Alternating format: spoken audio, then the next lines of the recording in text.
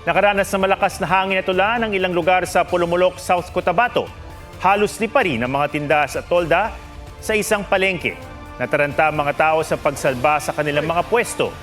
Localized thunderstorm ang nagpaulan sa ilang bahagi ng Sorsogon ayon sa Pag-asa.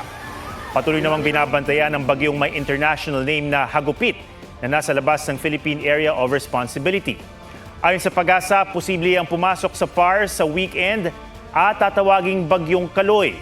May tsansa itong lumapit sa eastern section ng Visayas o Luzon o bahagyang humina kapag nasa PAR na. Lalusaw naman na ang binabantayang LPA sa loob ng PAR.